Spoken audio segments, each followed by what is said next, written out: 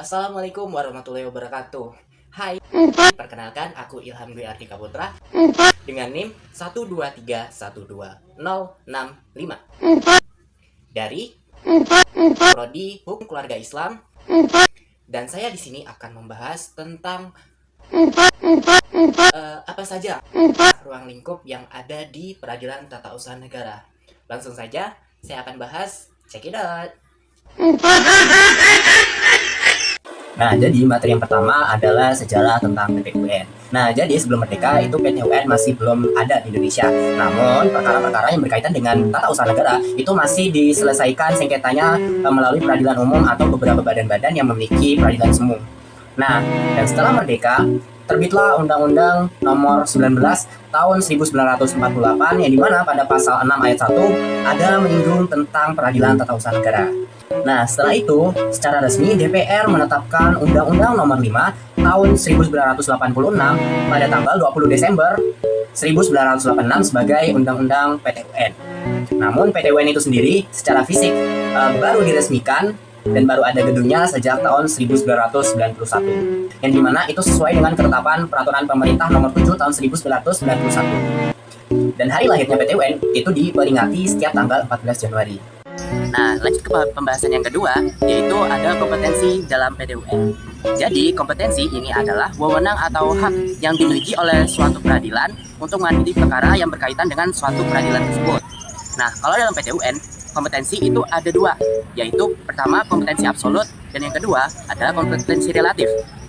Kompetensi absolut adalah kompetensi PT UN untuk mengadili perkara-perkara yang berkaitan dengan perkara tata usaha negara. Sedangkan kompetensi relatif adalah kompetensi PT UN untuk mengadili perkara yang berkaitan dengan suatu wilayah tertentu. Misalnya nih, kalau misalnya ada PT UN di Pontianak, maka kita harus menggugat ke Pontianak kalau misalnya daerah kita di Pontianak.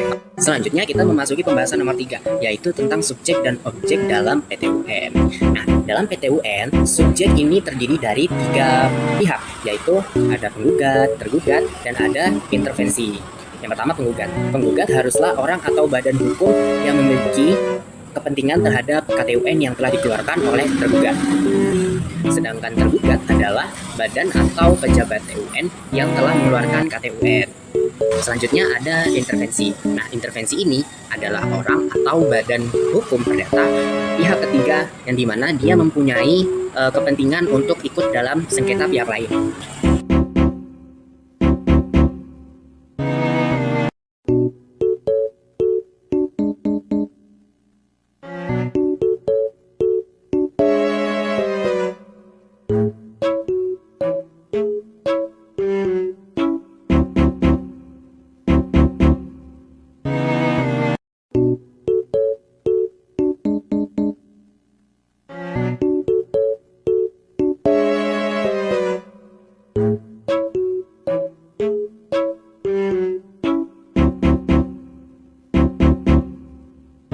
Nah, namun nih, ada beberapa KTUN yang tidak bisa dijadikan sebagai objek gugatan dalam PT UN.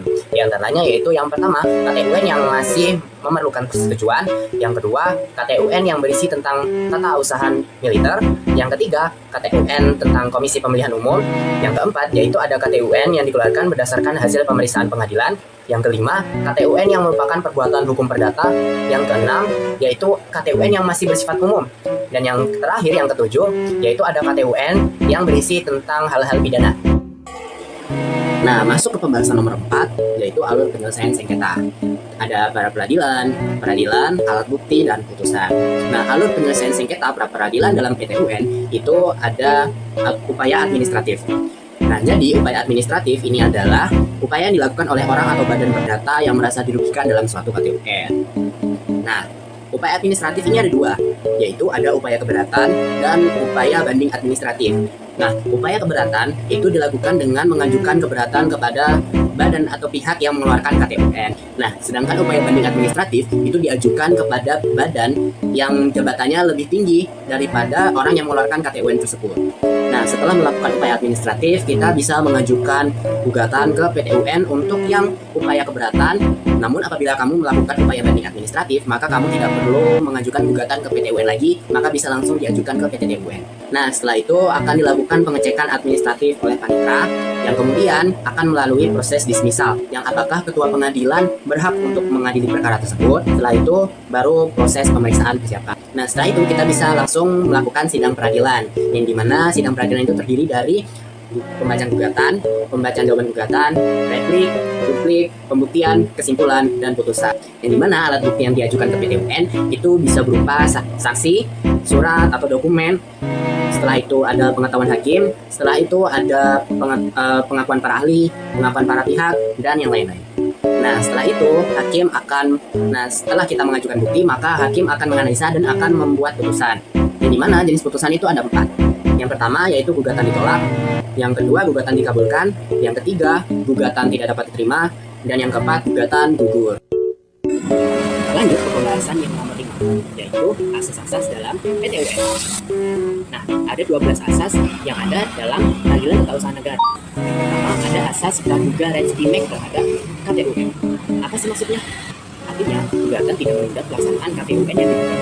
Yang kedua, yaitu posisi antara tergugat dan tergugat itu tidak seimbang, yang dimana dalam segi jabatan, tergugat mempunyai posisi yang lebih tinggi daripada penggugat.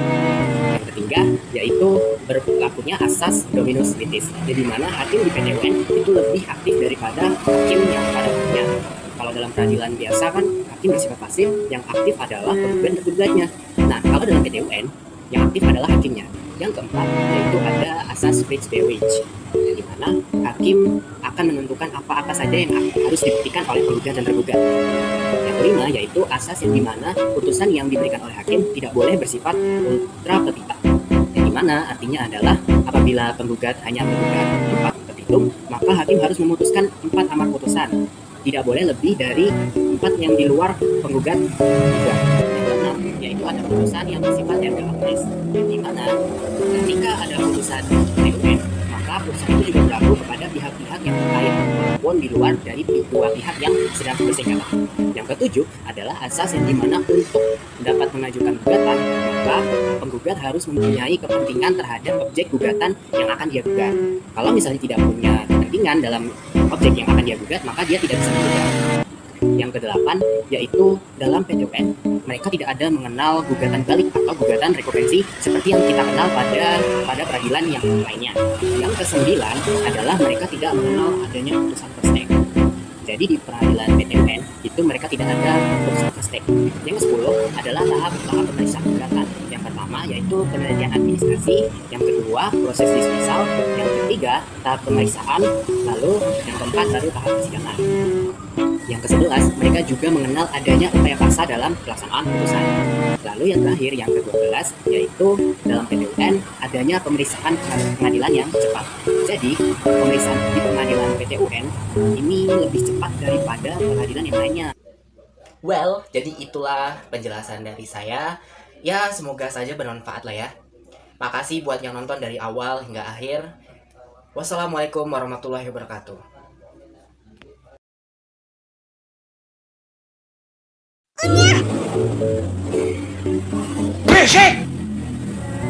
Yang nomor 3 yaitu yang ketiga yaitu sedangkan upaya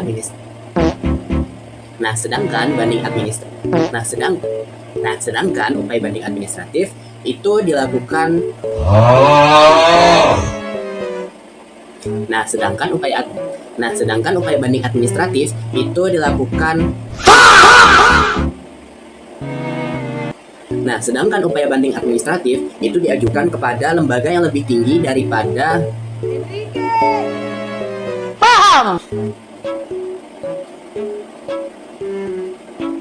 Tak sokok.